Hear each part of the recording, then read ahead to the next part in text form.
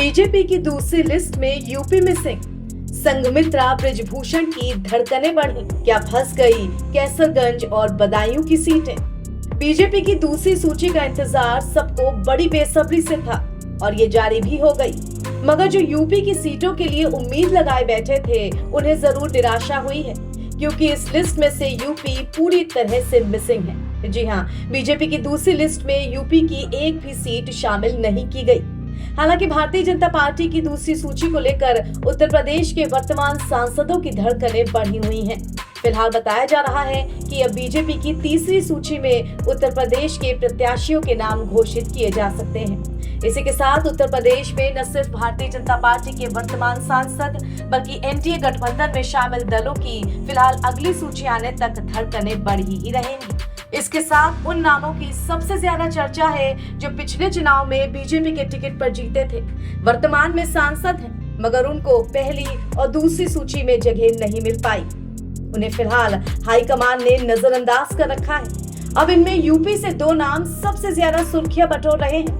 पहले हैं कैसरगंज से सांसद बृजभूषण शरण सिंह और दूसरी हैं बदायूं से वर्तमान सांसद संघमित्रा मौर्य। दोनों ने ही 2019 में जीत हासिल की थी, मगर इस बार अभी तक वेटिंग लिस्ट में है। संघमित्रा मौर्य स्वामी प्रसाद मौर्य की बेटी हैं।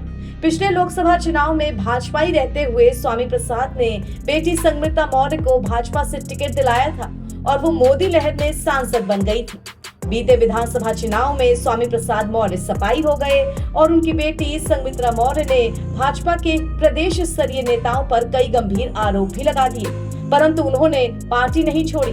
उनकी सक्रियता तो बढ़ी, लेकिन भविष्य की स्थिति टिकट घोषित होने के बाद ही साफ हो पाएगी। उधर स्वामी प्रसाद तो अब समाजवादी पार्टी भी छोड़ चुके हैं, जिसके बाद संघमित्रा के सपा से टिकट मिलने की उम्मीदें भी खत्म हो गई हैं। उधर उल्टा सपा ने बदायूं से शिवपाल के रूप में मजबूत उम्मीदवार उतार दिया है।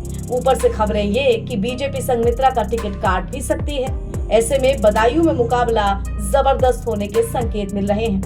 अब बात बृजभूषण शरण सिंह की, तो उनकी कैसरगंज सीट का चुनावी दंगल सुर्खियों में है। पहलवानों से विवाद के बाद उन्हें कुश्ती संघ के राष्ट्रीय अध्यक्ष पद की कुर्सी तो छोड़नी ही पड़ी। अब उनके राजनीतिक भविष्य पर भी बहस छिड़ गई है। बृजभूषण के गृह जनपद गोंडा से भी कीर्तिवर्धन सिंह को तीसरा मौका मिल गया है। ऐसे में सबकी निगाहें कैसरगंज संसदीय सीट पर हैं। महिला पहलवानों के आरोपों के बाद बृजभूषण के प्रति बीजेपी नरमी दिखाएगी या सख्ती, ये सब जानना चाहते हैं। चूंकि बीजेपी ने इस सीट से अभी तक कोई नाम घोषित नहीं किया है, इसलिए फिलहाल कैसरगंज के राजनीतिक समीकरण थोड़े उलझे से लग रहे हैं। बता दें कि बीजेपी ने अपनी 72 प्रत्याशियों की दूसरी सूची जारी कर दी। इसमें दिल्ली की 2 लोकसभा सीट के लिए उम्मीदवार उतारे गए।